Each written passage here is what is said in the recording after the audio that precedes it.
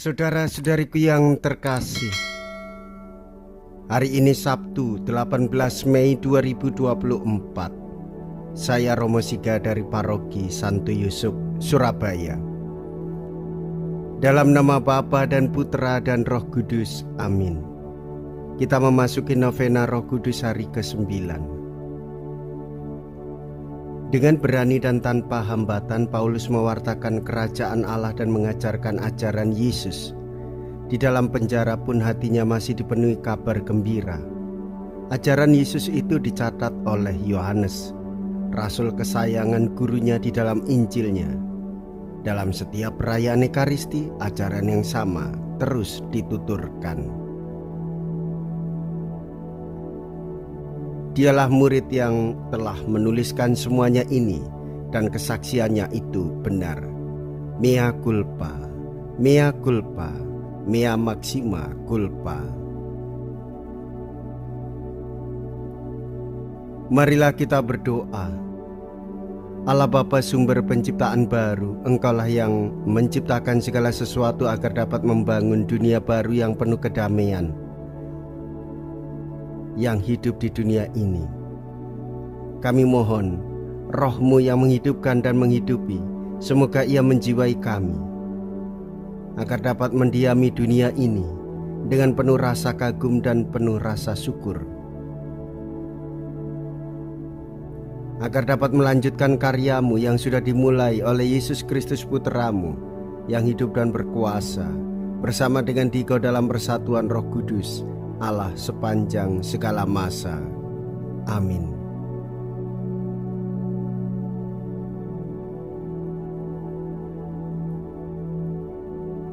Tuhan bersamamu dan bersama roh-Mu.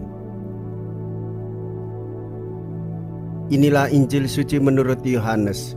Dimuliakanlah Tuhan. Yohanes bab 21 ayat 20 sampai dengan ayat 25. Setelah Yesus yang bangkit berkata kepada Petrus, "Ikutlah aku." Petrus berpaling dan melihat bahwa murid yang dikasihi Yesus sedang mengikuti mereka, yaitu murid yang pada waktu mereka sedang makan bersama duduk dekat Yesus. Dia inilah yang berkata, "Tuhan, siapakah dia yang akan menyerahkan Engkau?" Ketika Petrus melihat murid itu, ia berkata kepada Yesus, "Tuhan, apakah yang akan terjadi dengan dia ini?" Jawab Yesus, "Jikalau aku menghendaki supaya ia tinggal hidup sampai aku datang, ia bukan urusanmu, tetapi engkau ikutlah aku." Maka tersebarlah kabar di antara saudara-saudara itu bahwa murid itu tidak akan mati. Tetapi Yesus mengatakan kepada Petrus bahwa murid itu tidak akan mati, melainkan, "Jikalau aku menghendaki supaya ia tinggal hidup sampai aku datang, itu bukan urusanmu." Dialah murid yang memberi kesaksian tentang semuanya ini dan yang telah menuliskannya, dan kita tahu bahwa kesaksiannya itu benar. Masih banyak hal-hal lain lagi yang diperbuat oleh Yesus, tetapi jikalau semuanya itu harus dituliskan satu persatu, maka agaknya dunia ini tidak dapat memuat semua kitab yang harus ditulis itu. Demikianlah sabda Tuhan. Terpujilah Kristus.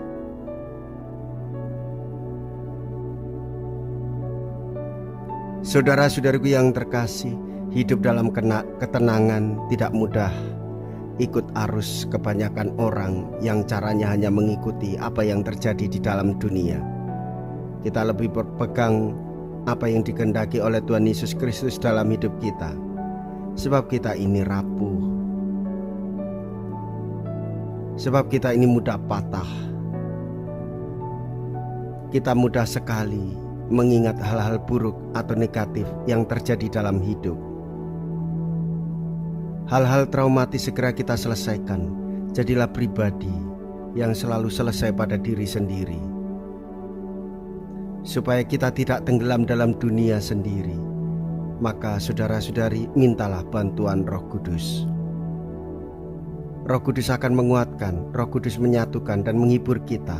Roh Kudus yang akan selalu mengingatkan kita pada ajaran Tuhan Yesus dan karya keselamatan bagi kita semua. Marilah kita berdoa. Allah Bapa Maha Mulia, berilah kami hati yang tabah serta daya hidup. Utuslah Roh-Mu yang kudus, berilah kami kebijaksanaan, nasihat dan kekuatan. Berilah kami api cinta kasih-Mu. Perkenankanlah tangan kami menyelesaikan apa yang sudah dimulai oleh Yesus.